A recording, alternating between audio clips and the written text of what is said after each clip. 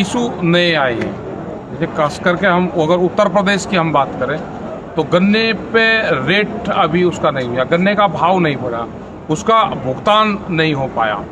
तो इन सारी चीज़ों को लेके ये पूरी तैयारी किसान संगठन ने करी है कि जहाँ पे इस तरह के हालात जिस स्टेट में हैं, खास करके वो उत्तर प्रदेश हो या उत्तराखंड हो, वहाँ पे किसान अपना गन्ना लेके जाएंगे तो ब्लैक फ्लैग, काला झंडा वो लगा के गन्ने में, लाठी में नहीं, वो गन्ने में ही लगाएं और ट्रॉली लेके जब तोल तो काला झंडा लगा कर ट्रॉली को तोल लें। शुगर मिल के ऊपर भी काला झंडा वो लगा के परमानेंट उसको रखे, जब तक रेट नहीं बढ़ते, डिक्लेयर नहीं होता और जो 0-0 है वो नहीं हटती। तो किसान इस चीज़ का जो काले झंडे का इस्तेमाल किसान करें, ये है। और जो आने वाली जो टाइम वो होगी तारीख 23 तारीख में ये निर्णय लिया गया है पूर्ण रूप से संयुक्त के जो किसान मोर्चा है उसकी तरफ से कि जो राजधानी में गवर्नर हाउस होंगे उनका घेराव करा जाएगा, वहाँ पे ज्ञापन दिए जाएंगे। तो सब लोग, पूरे प्रदेश के लोग निकलें, अपने ज्ञापन दें और ये हर स्टेट में होगा।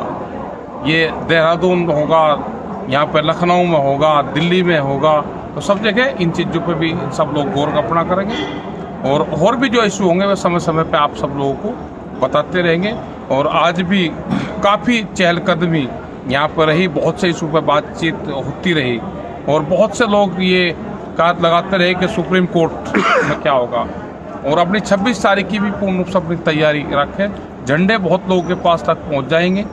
झंडे का हमने दान मांगा है कि अब दान देना तो अन्न का नहीं, अब झंडा दान दो। ये एक बड़ा ऐतिहासिक वो है कि जो सरकारें हैं वो चावल दान में मांग रही, हमने झंडा दान में मांगा है।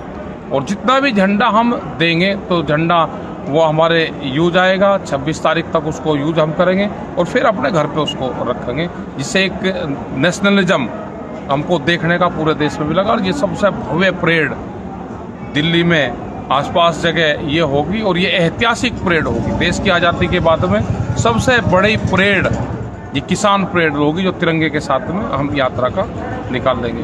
तो अभी राजेश सिंह चौहान है हमारे, इनसे बातचीत करते हैं कि इनकी क्या तैयारी है।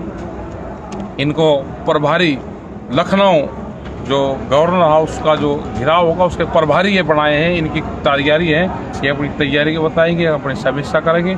और 16 तारीख में ये लखनऊ में रहेंगे, उसके बाद में ये वहाँ से ही रहते हैं। आगे की पूर्ण रूप से जानकारी राजेश सिंह चौहान हमारे राष्ट्रीय उपाध्यक्ष। नहीं, एक सवाल था टिकैत साहब आपसे। मोदी जी बार बार ये कहते हैं कि हमने फसलों के रेट पहले बताने शुरू कर दिए, किसान फिर वही फसल लगाओगा जिसमें उसको ज़्यादा लाभ होगा, और हम फसल की बुआई से पहले रेट बता देते हैं। अभी आपने कहा कि उत्तर प्रदेश में गन्ने का रेट 0-0 है, तो क्या प्रधानमंत्री जी तक ये बात नहीं पहुंचती? नहीं, प्रधानमंत्री को तो गलत जानकारी देते हैं।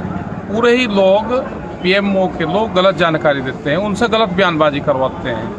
हो सकेगा इनका क्या इनका प्लान है। स्वामीनाथन कमेटी की रिपोर्ट लागू नहीं हुई और प्रधानमंत्री जी कह रहे हैं कि लागू कर दी, तो गलत बयानबाजी करी। गन्ने के रेट के सवाल पर उनसे करा, भुगतान पे उनको सहारनपुर में बयान गलत दिलवाया। तो आज भी वे बात कुछ करते हैं, वो बात धरातल पर नहीं हो पाती। उत्तर प्रदेश का गन्ने का आप रेट लगा लो, यही हाल है, भुगतान नहीं हुए। पिछले साल तक के भुगतान पड़े हुए हैं, करीब करीब 12,000 करोड़ रुपए के पास में आज भी गन्ने का किसानों का भुगतान बकाया है। रेट डिक्लेयर नहीं है, 0-0 लिखा हुआ उसके ऊपर आता है। तो ये बड़ी समस्या है। धान खरीद, आज भी कुछ लोगों के फोन आए हरदोई इन जगह से, उनकी खरीद नहीं हो पा रही वहाँ पे। और सरकार पेमेंट आज आया है, पिछले साल का पेमेंट आज जो दिखा रहे हैं, जो किसान है हरराम सिंह वर्मा लखनऊ से ही है, पिछले साल का भुगतान आज आया।